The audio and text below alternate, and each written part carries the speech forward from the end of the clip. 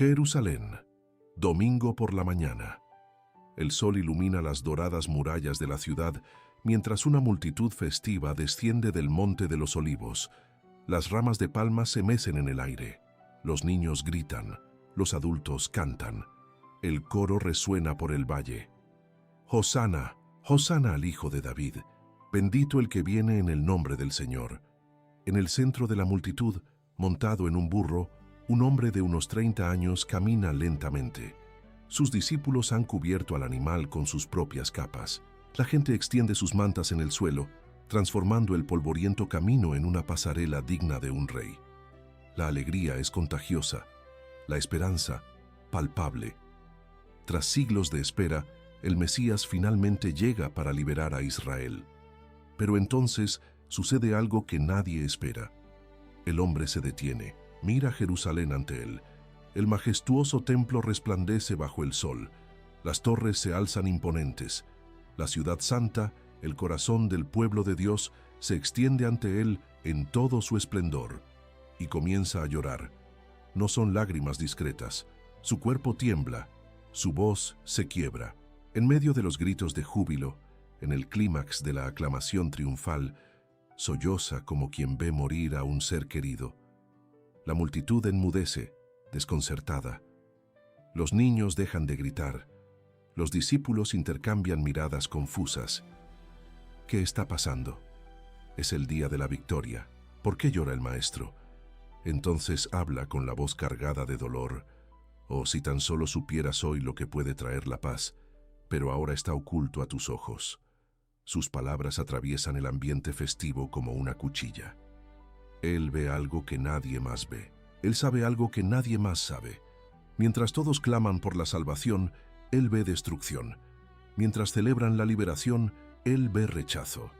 Llegarán días, continúa con lágrimas corriendo por su rostro, en que tus enemigos te rodearán, te asediarán y no dejarán piedra sobre piedra.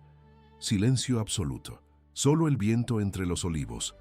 40 años después, sus palabras se cumplirán al pie de la letra. Jerusalén será arrasada, el templo destruido. Pero en ese momento, nadie lo comprenderá. La multitud retoma los vítores, intentando disipar la incomodidad. Hosana, Hosana en las alturas. Pero algo ha cambiado. Algunos miran al hombre que llora y sienten una punzada en el pecho. Otros apartan la mirada, prefiriendo la celebración al dolor. Y él continúa su camino, montado en el burro, con las lágrimas humedeciendo su barba, mientras todos a su alrededor celebran una victoria que jamás llegará. No es como esperaban. Hoy es Domingo de Ramos, la entrada triunfal de Jesús en Jerusalén. Siempre has oído hablar de ella, quizás incluso llevaste ramas en la procesión. Pero, ¿conoces el secreto? ¿Sabes lo que realmente sucedió ese día? ¿Por qué lloró Jesús en el momento de la aclamación? ¿Qué no vio la multitud?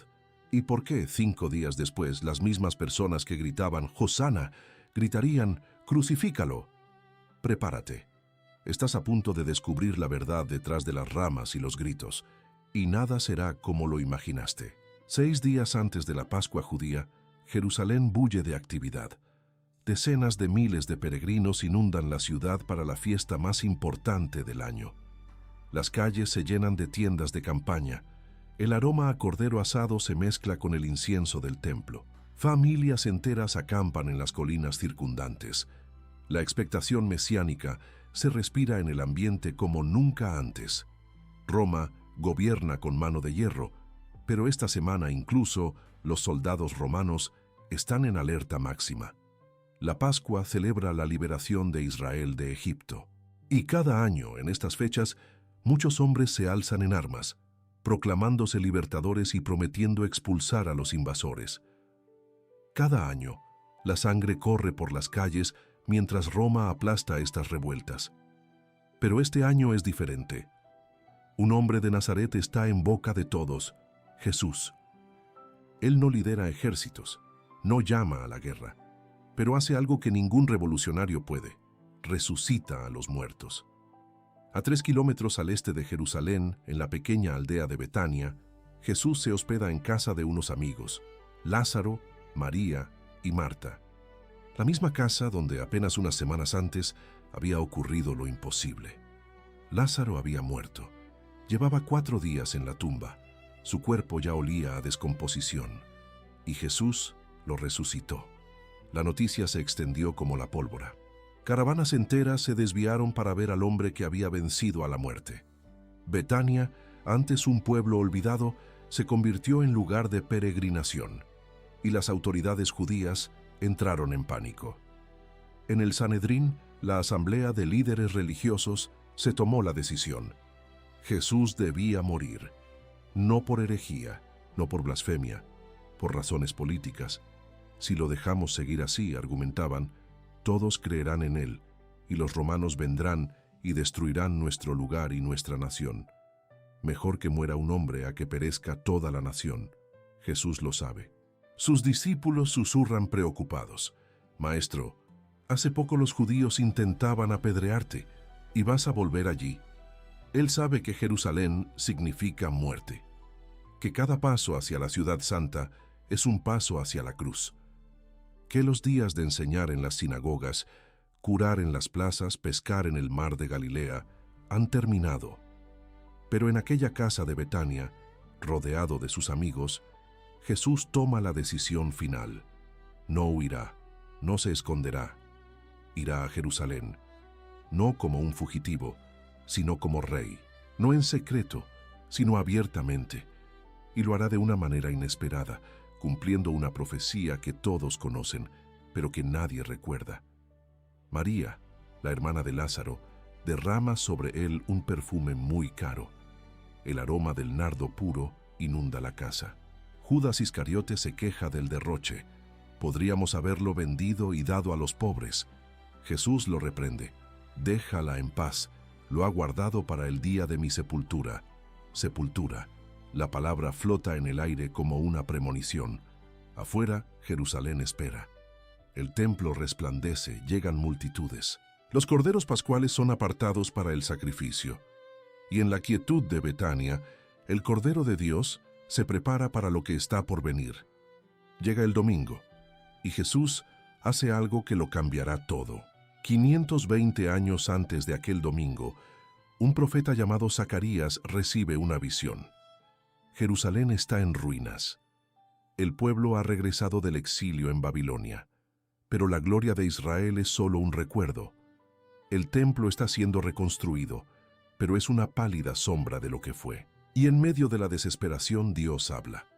Alégrate mucho, hija de Sión, grita de júbilo, hija de Jerusalén. Mira, tu rey viene a ti, justo y victorioso, humilde y montado en un asno, en un pollino, cría de asna. Un rey montado en un burro. La imagen resulta extraña, casi ridícula. Los reyes montan caballos de guerra. Los caballos simbolizan el poder, la conquista, la victoria militar. El caballo es la montura de la batalla, de la gloria terrenal, del imperio que se impone por la fuerza. ¿Pero un burro? El burro es el animal del campesino, del pobre, del hombre común. Ningún rey de Israel entró jamás en Jerusalén montado en un burro. Y es precisamente por eso que la profecía es revolucionaria. Este rey no viene a conquistar por la espada, sino a traer la paz, no montado en un caballo de guerra, sino en un asno de paz. Proclamará la paz a las naciones, continúa Zacarías, y su dominio se extenderá de mar a mar, desde el río hasta los confines de la tierra. Durante 5 siglos, los escribas han copiado estas palabras. Los rabinos las han estudiado. El pueblo las ha escuchado en las sinagogas. Todos conocen la profecía, pero nadie cree realmente que se cumplirá literalmente. Es poesía, dicen, lenguaje figurado. Sin duda el Mesías vendrá con poder, derrotará a los enemigos de Israel y restaurará el reino de David. El asno debe simbolizar algo más. Pero Jesús conoce las Escrituras mejor que cualquier escriba. No solo leyó Zacarías, Él es el cumplimiento de Zacarías. Y aquella mañana de domingo, antes de partir de Betania, planea cada detalle. No improvisará, no lo dejará al azar. Cumplirá la profecía al pie de la letra, para que todos vean. Este es el momento que Dios prometió hace 520 años. Y existe otra profecía, aún más antigua y precisa. El profeta Daniel, hace 600 años, recibió la revelación de las 70 semanas, 70 periodos de 7 años desde el decreto para reconstruir Jerusalén hasta la llegada del Mesías. Los eruditos han hecho los cálculos.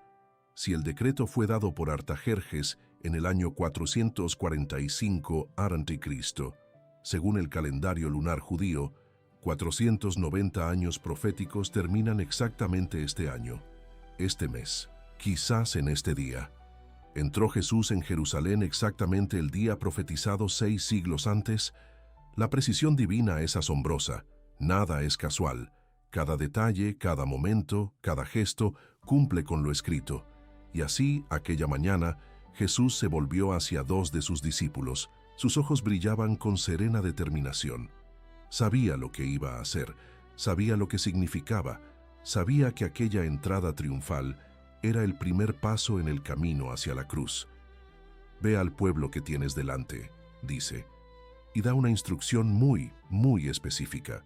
Los 2 discípulos caminan hacia Betfagé, una pequeña aldea enclavada junto al Monte de los Olivos. Las instrucciones de Jesús resuenan en sus mentes. En cuanto entren, encontrarán un pollino atado, que nadie ha montado jamás. Desátenlo y tráiganmelo. Si alguien les pregunta, ¿por qué hacen esto?, respondan, el Señor lo necesita y pronto lo devolverá aquí. Un burro que nadie ha montado jamás. El detalle puede parecer insignificante, pero no lo es. En la ley judía, los animales destinados a usos sagrados deben ser vírgenes, nunca usados. La novilla roja para la purificación, nunca uncida. El ternero para ciertos sacrificios, nunca usado para trabajar. Y ahora, un burro para la entrada del Mesías Rey, nunca montado. Jesús no se limita a tomar prestado un animal. Se presenta como un Rey santo, consagrado, apartado por Dios. Cada detalle proclama, este no es un revolucionario cualquiera, este es el ungido del Señor. Los discípulos encuentran justo lo que Jesús les había dicho. Allí, atado a una puerta, hay un burro joven. Al desatarlo, aparecen los dueños. ¿Qué hacen? ¿Por qué desatan el burro? Los discípulos responden como se les indicó. El Señor lo necesita. Y sucede algo extraordinario. Los dueños simplemente acceden. Les permiten llevarse al animal, como si esas palabras, el Señor lo necesita, fueran prueba suficiente. Llevan el asno a Jesús en Betania. Allí sus discípulos hacen algo que todo judío reconoce de inmediato. Se quitan sus mantos y los colocan sobre el animal. No es solo para que el viaje sea más cómodo, es un gesto de entronización. Cuando Jehú fue ungido rey de Israel siglos atrás, el pueblo se quitó los mantos y los extendió a sus pies en los escalones, proclamándolo rey. El mismo gesto ahora. Los mantos sobre el asno dicen, «Este es nuestro rey». Jesús sube a su caballo, y la procesión comienza a descender del Monte de los Olivos. Al principio, solo los discípulos más cercanos, pero la noticia se extiende. Jesús va a Jerusalén, abiertamente, públicamente, tras semanas escondido, después de que las autoridades decretaran su muerte, va directamente a la ciudad y va montado en un asno, cumpliendo la profecía que todos conocen. La gente empieza a reunirse. 10, 20, 50. Los peregrinos acampados en las laderas del Monte de los Olivos salen de sus tiendas. Familias enteras descienden hacia el sendero. Los niños corren delante. Y alguien, recordando las fiestas de Israel, corta ramas de palma. Otro arranca ramas de olivo. Y luego todos hacen lo mismo. Extienden sus mantos en el suelo, cortan ramas y las esparcen por el camino. Transforman el camino polvoriento en una senda real. Y mientras Jesús avanza lentamente, montado en el asno profetizado 520 años atrás, la multitud comienza a cantar. No es una canción cualquiera, es un salmo muy específico, un salmo que todo judío conoce de memoria, un salmo mesiánico cantado en las fiestas israelíes, que esperaba precisamente este momento, y el Monte de los Olivos estalla en júbilo. Hosana, Hosana al Hijo de David. Bendito el que viene en el nombre del Señor. Hosana en las alturas. La canción es espontánea, pero no improvisada. Es el Salmo 118. Forma parte del Hallel, los 6 salmos que se cantan en las grandes fiestas de Israel: la Pascua, Pentecostés, la fiesta de los tabernáculos y la dedicación. Todo judío creció escuchando estas palabras. Todo peregrino las cantaba camino a Jerusalén. Y ahora, al ver a Jesús montado en el asno, la multitud comprende: este es el momento. El Mesías prometido está por llegar. Hosana. La palabra hebrea es Hoshana. Significa sálvanos, por favor, o danos la salvación ahora. Es una súplica urgente y desesperada, una súplica de aquellos que aguardan la liberación. Israel ha gemido bajo la ocupación romana durante 90 años. Los impuestos oprimen al pueblo. Los soldados patrullan las calles. Cualquier insurrección es aplastada con crucifixiones masivas. Y ahora, finalmente, llega el libertador. Pero Hosana se convirtió también en una aclamación. No solo en sálvanos, sino en la salvación ha llegado. Reconocimiento de la presencia del Salvador es un grito de júbilo, no solo de súplica, y la multitud usa ambos significados fusionados en un clamor que resuena por todo el valle. Jesús es el Mesías que salva. Bendito el que viene en el nombre del Señor, continúan, citando aún el Salmo 118. Estas palabras proclaman: este hombre viene enviado por Dios con autoridad divina para cumplir las antiguas promesas. Y añaden algo propio: Hosana al Hijo de David. Un título mesiánico inequívoco. David, el rey ungido, recibió la promesa de que su descendiente reinaría para siempre. Jesús es reconocido públicamente como ese descendiente, el rey esperado. Los niños encabezan los cánticos. Sus voces agudas resuenan en el aire. Agitan ramas de palma y olivo, como en las fiestas cuando se cantaba el Hallel. Una antigua tradición revivida en ese momento. Los pequeños, en su inocencia, ven lo que muchos adultos se han perdido: la llegada del reino. Los fariseos, observando desde lejos, sienten que se les hiela la sangre. Esto es una blasfemia pública, una aclamación mesiánica abierta ante Jerusalén, repleta de peregrinos, bajo la mirada de los romanos. Esto podría convertirse en una insurrección, podría acarrear brutales represalias. Y lo peor, está surtiendo efecto. La multitud crece a cada segundo. Cientos ahora, pronto serán miles. Algunos fariseos se acercaron a Jesús furiosos. «Maestro, reprende a tus discípulos, dígales que se callen». El título de maestro suena forzado, respetuoso solo en apariencia. El tono es una orden, no una petición. Cállense, detengan esta locura. Dispersen a esta multitud antes de que sea demasiado tarde. Jesús los mira. Sus ojos brillan con una luz que los fariseos no pueden descifrar, y responde con una frase que se hará eternamente famosa: «Les digo que si estos callaran, las piedras clamarían». Las piedras clamarán. Toda la creación reconoce a su Creador. Si los hombres se niegan a dar testimonio, la naturaleza lo hará. Este momento no puede ser silenciado. Esta entrada fue profetizada, planeada, prometida por Dios, y nada la detendrá. Al oír la respuesta, la multitud gritó aún más fuerte: «Hosana, Hosana en las alturas». Y Jesús siguió descendiendo del monte de los olivos, acercándose a Jerusalén. Pero entonces sucede algo inesperado. La procesión desciende por la ladera del monte de los olivos. Cada paso revela más de Jerusalén.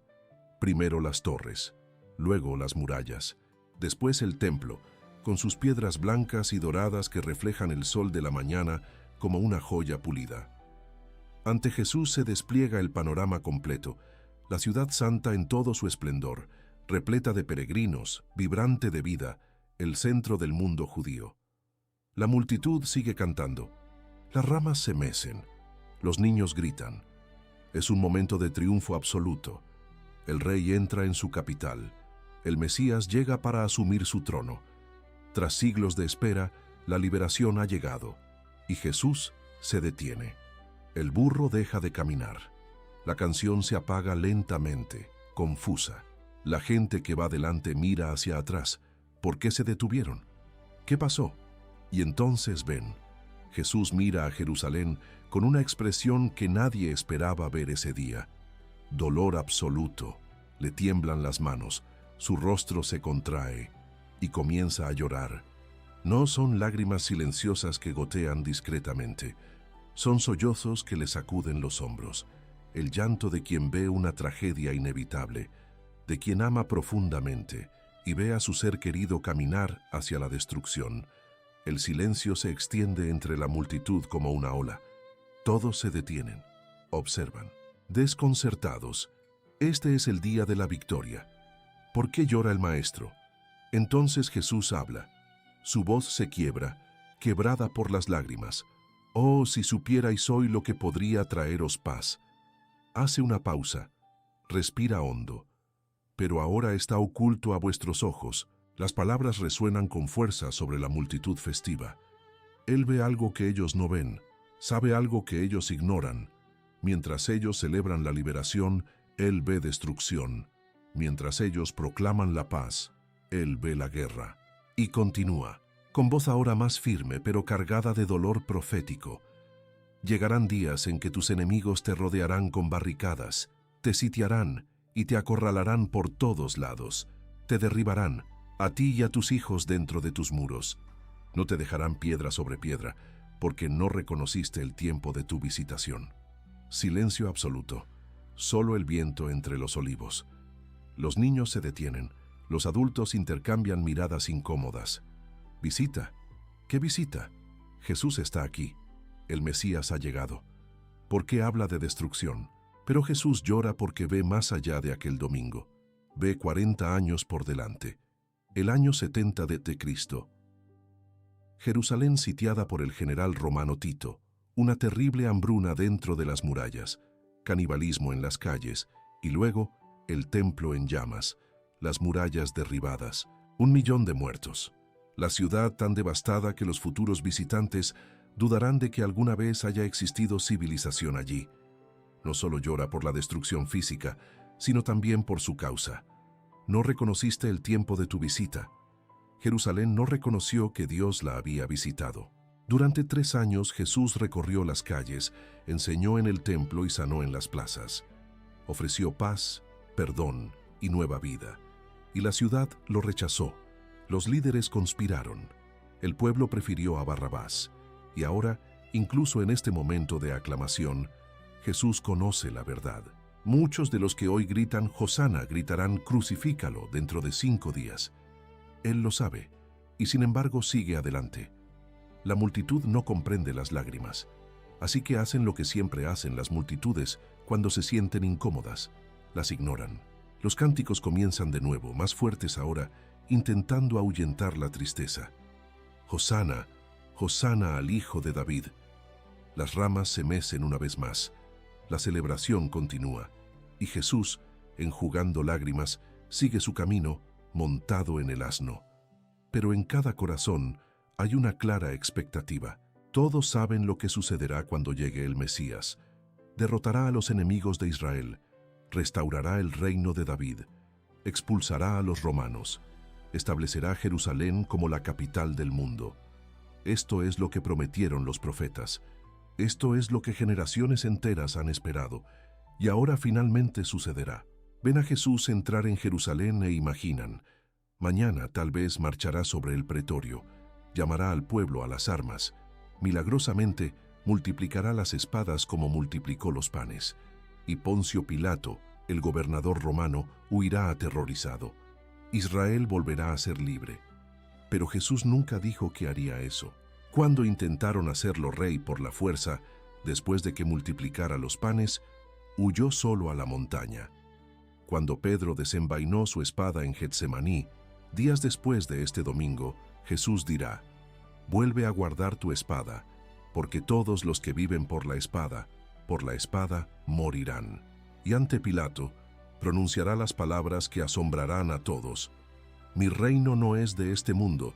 Si lo fuera, mis siervos lucharían». Esto no es de este mundo. 5 palabras que lo cambian todo. Jesús ofrece un reino diferente, no de territorios conquistados, sino de corazones transformados, no de enemigos derrotados por la espada, sino de pecados vencidos por el amor, no de libertad política pasajera, sino de liberación espiritual eterna. Él viene como el Rey de la paz, montado en un asno, tal como profetizó Zacarías.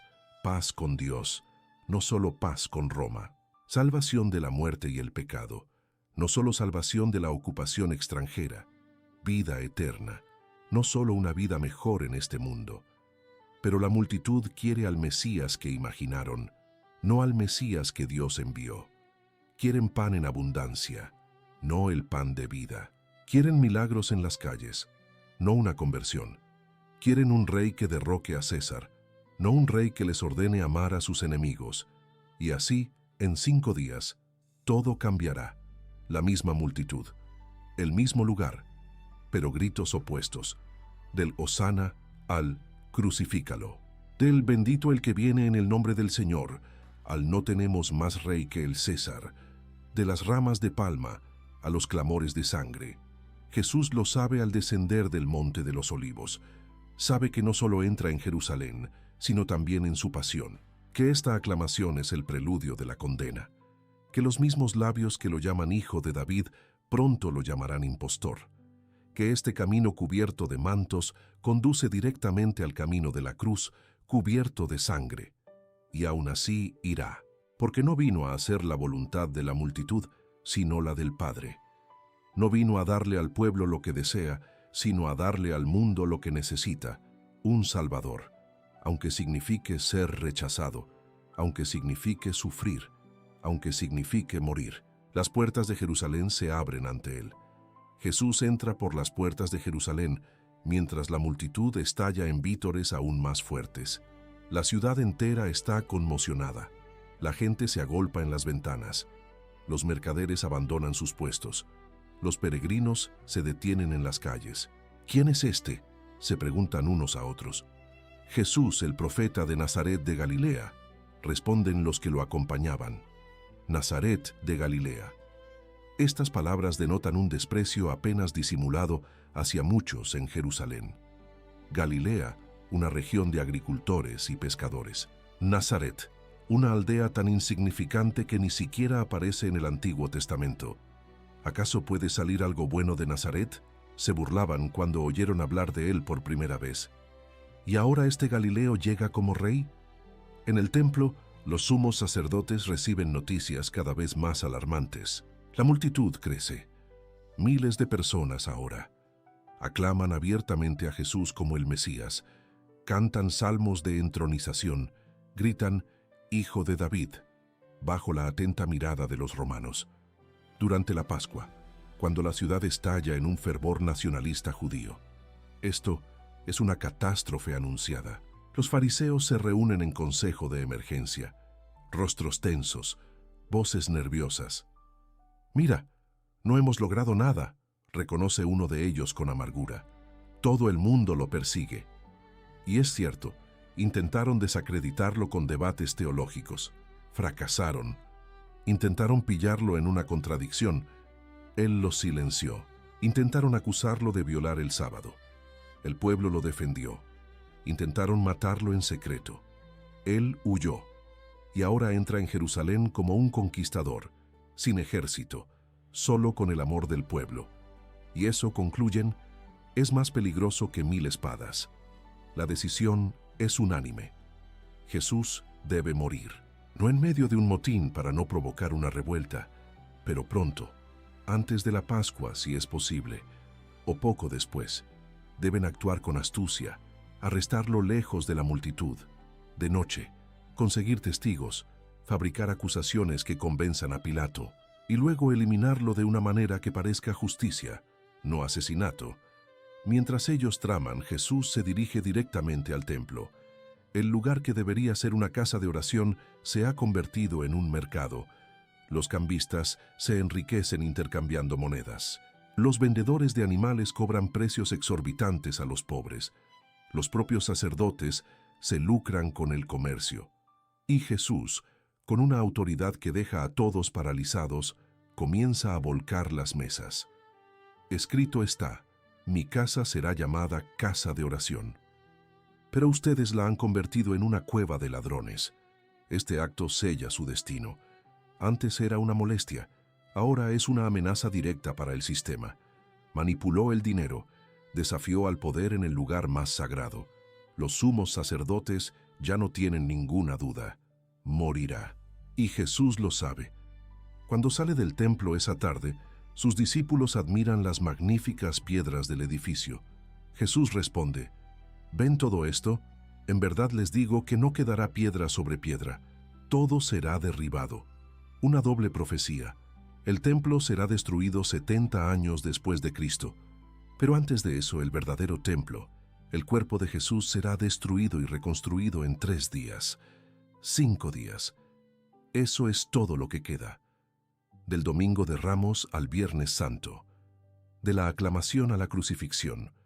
De las palmas a la corona de espinas. Del asno a la cruz. Y todo comenzó con esa entrada que pareció un triunfo, pero que, de hecho, fue el inicio del mayor acto de amor que el mundo jamás haya visto. 300 años después de aquel domingo, una mujer llamada Egeria emprende una peregrinación a Tierra Santa. Proviene de Hispania, cruzó el Mediterráneo y atravesó desiertos. En Jerusalén presencia algo extraordinario. La ciudad revive aquel día. El domingo anterior a la Pascua, multitudes suben al Monte de los Olivos. Niños con ramas en las manos, familias enteras cantando, y descienden en procesión, siguiendo exactamente el camino por el que descendió Jesús. Egeria lo anota todo. Su diario se conserva. Toda la gente camina delante del obispo entre himnos y cánticos, respondiendo siempre: bendito el que viene en el nombre del Señor. Y todos los niños de esos lugares, incluso los demasiado pequeños para caminar, a quienes sus padres llevan en brazos, sostienen ramas de palma o de olivo. Ella no inventa tradiciones, simplemente registra lo que ha sucedido durante generaciones. En Oriente, la celebración se extiende. Cada iglesia organiza su propia procesión. Las ramas se convierten en un símbolo visible de la aclamación a Cristo Rey. En Roma, paralelamente, se desarrolla otra tradición. El domingo anterior a la Pascua se proclama la Pasión del Señor. Palmas en un lugar, pasión en otro. Alegría y tristeza en celebraciones separadas. Hasta el siglo IX, alguien se percató de que, ¿por qué separar lo que sucedía a la vez? Jesús era aclamado el domingo y condenado el viernes de la misma semana. La Iglesia fusionó ambas tradiciones. Así nacieron el Domingo de Ramos y la Pasión del Señor, una procesión festiva. Luego, una lectura solemne de la Pasión, Hosana y Crucifícalo, en la misma liturgia. Este contraste enseña más que volúmenes enteros de teología. San Atanasio, el gran defensor de la fe en el siglo IV, llama a la Pascua el Gran Domingo. Y este domingo, que da inicio a la Semana Santa, se convierte en la puerta de entrada al misterio central de la fe cristiana. No solo de la historia antigua, sino de la vida presente. Las ramas benditas regresan a casa con los fieles. Se colocan detrás de los crucifijos, en los oratorios, sobre las puertas. Algunas se secan allí, sirviendo como recordatorio de ese domingo durante todo el año. Otras regresan a la iglesia al año siguiente.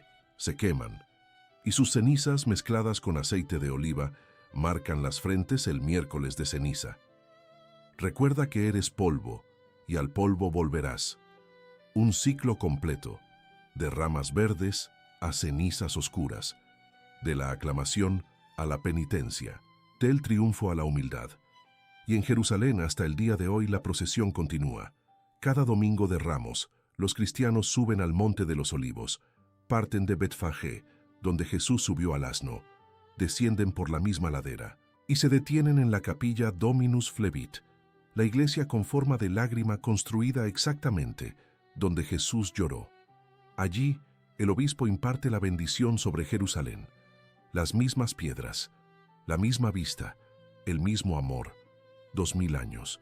Y aquel domingo no terminó, sigue vivo, en cada procesión, en cada rama bendita, en cada niño que agita la palma de la mano sin comprender del todo, pero sintiendo que algo importante está sucediendo, en cada corazón que proclama: bendito el que viene en el nombre del Señor.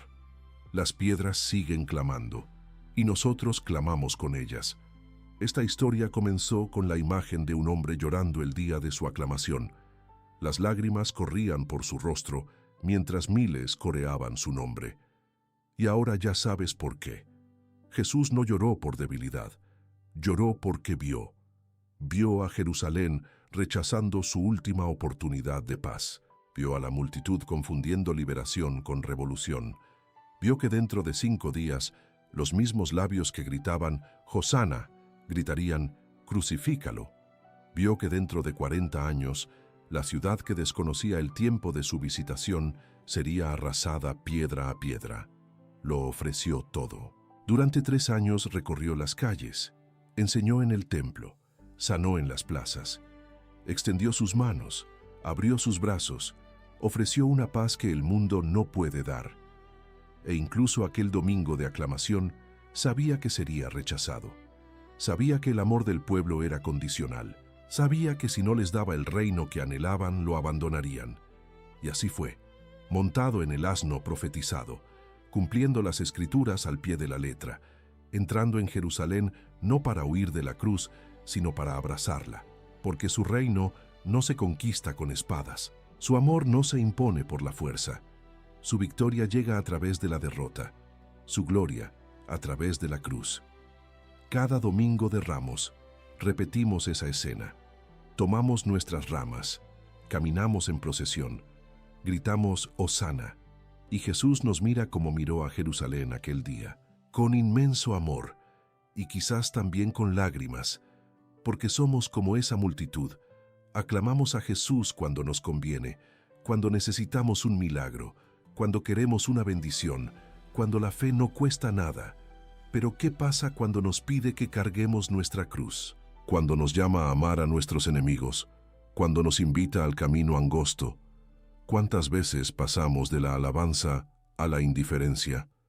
Jesús sigue entrando en nuestras vidas, no montado en un burro, sino presente en la Eucaristía, no bajando del monte de los olivos, sino descendiendo del cielo en cada misa, ofreciendo paz, ofreciendo perdón, ofreciendo vida.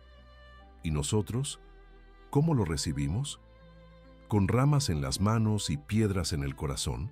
¿Con gritos de alabanza los domingos y una vida que lo niega el resto de la semana? ¿Con reconocimiento público y rechazo privado? Las lágrimas de Jesús aquel domingo no se secaron. Sigue llorando, no por la Jerusalén de piedra, sino por la Jerusalén terrenal. Nuestros corazones endurecidos, nuestra impenitencia, nuestras oportunidades perdidas, nuestro tiempo de visitación ignorado. Pero Él continúa entrando, no montado en un caballo de guerra, sino en un asno de paz, no para condenar, sino para salvar, no para destruir, sino para reconstruir, ofreciendo, siempre ofreciendo, aquello que solo Él puede dar, la verdadera paz. Hace 2000 años, Jesús entró en Jerusalén sabiendo que sería rechazado, y eso fue exactamente lo que sucedió, porque el verdadero amor nunca se rinde. Hoy, Él entra en tu vida conociéndolo todo sobre ti, tus hosanas y tus crucificaciones, tus ramas y tus rechazos. Y Él sigue viniendo, porque el amor verdadero nunca se rinde. Bendito el que viene en el nombre del Señor.